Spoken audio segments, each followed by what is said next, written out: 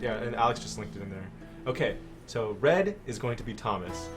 Thomas from Kingdom. Thomas Kingdom, the gentleman on our screen. And Kenstar over here is blue. They immediately scout each other because they want to... I don't know why that flickers. It's weird. I know.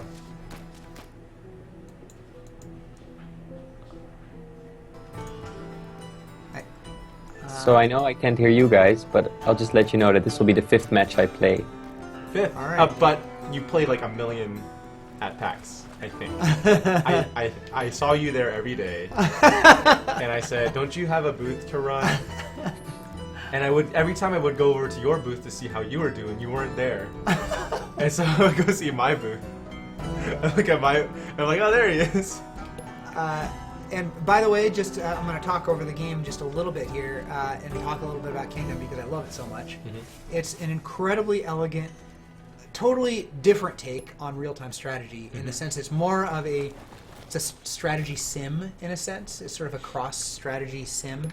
And you control this side-scrolling kingdom that you're growing bigger and bigger and trying to defend, build during the day and then at night defend from incoming hordes of monsters. And it's just got a really, really just nice sense of ambiance to it, and interesting strategy and an incredibly simple and elegant control scheme where you control the entire game just with 3 arrow keys. Not even all 4. Not even all 4. Like, you got 4 keys to use, and you're like, "Fuck it, I don't need 4. Let's Yeah, just that doesn't make it even harder on yourself. Yeah.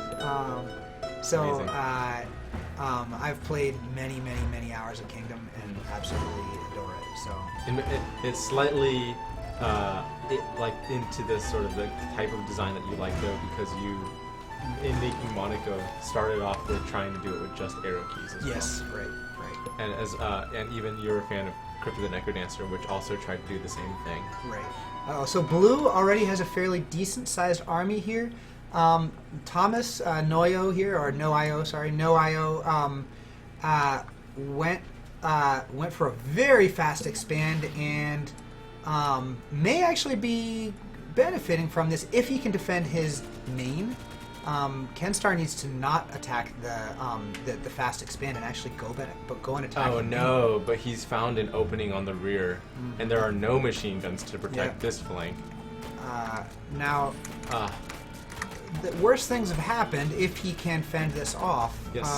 He and does he have may be units able coming to. out. Yeah. He may be. I think he's going to lose a lot in the process. He will keep his base, but... If he keeps the base, it's actually a win for him. And the machine gun comes up, yes. So, slight win, a little bit of a setback for both armies. If I were to... But now he's got a very well-defended natural. His main is still very open. Right. And if I were him, I would go back and actually put up some machine gun turrets at the main. If Red decides to turret the entrances on this main, he could leave that thing alone for the rest of the game. Right. So he thinks about being aggressive, but Blue, given that Blue had been investing in army and not in expansion, Blue's army is significantly bigger. Yes, and keep looking. And if you look at the graph, the data supports this. Red is always going to be on the defensive foot for this match until his economy kicks in from his extra base. And he is starting to put up some turrets, which is definitely the right thing to do. And he's using that burrow function to be able to go between bases. And he loses a bunch of pigeons as they attempt to fly over the shortcut. It doesn't look like it's going to matter much. And it's interesting that he could actually lose his main entirely and still be in very good shape. Right. Meanwhile, I kind of wonder what Thompson is up to. I mean, he's basically going to attack... Oh, wow. It looks like Blue's going to just unleash his army on this main base here. It looks like Red is actually trying to base race a little bit and go and actually take out economy. I saw something I didn't... check out Blue's base right now.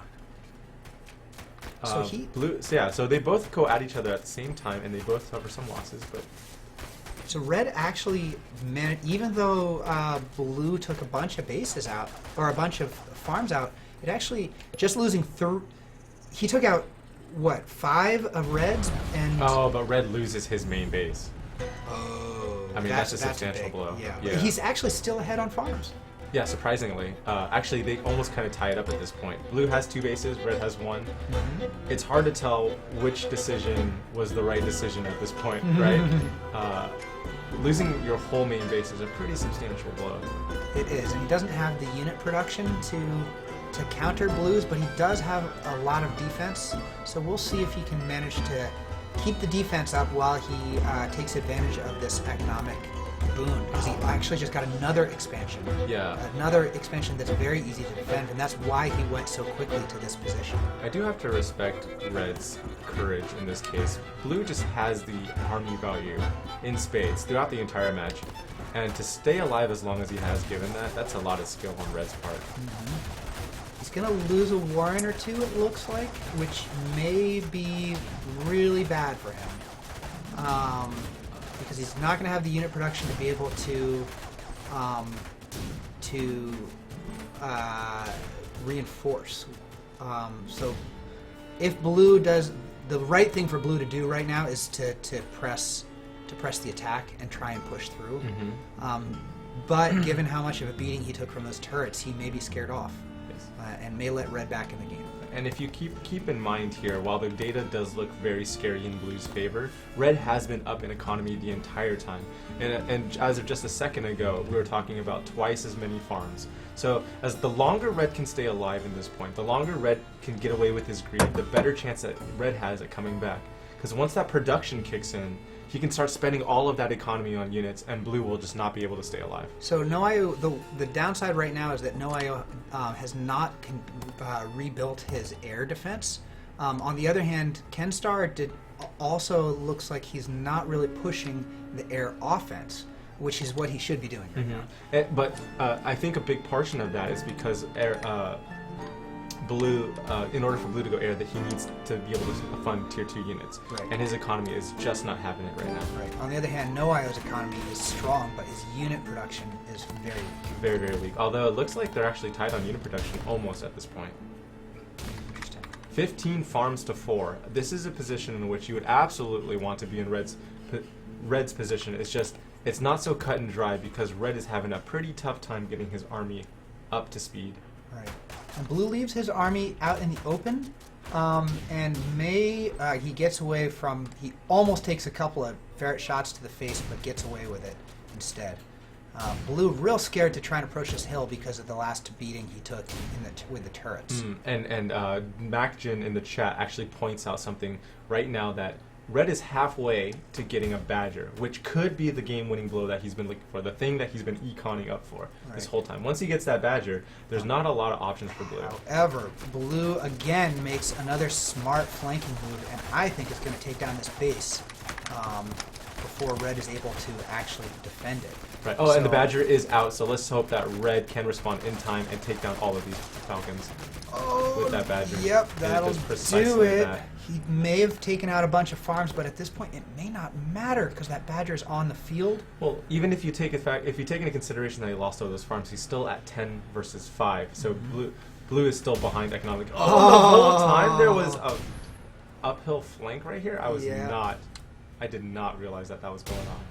That is some tremendous play by Red, by the way. Yep. And again, an incredible map read that at the beginning of the match he said, if I can secure that one HQ over there, I will have a free expand and I'll have an uphill vantage point from which to attack my opponent's main. I can't speak more about how awesome this graph looks. We're talking about Red being in the behind for 8 whole minutes, and now look at the difference between Red and Blue. Incredible. Red has a commanding lead over Blue, and Blue just cannot come back.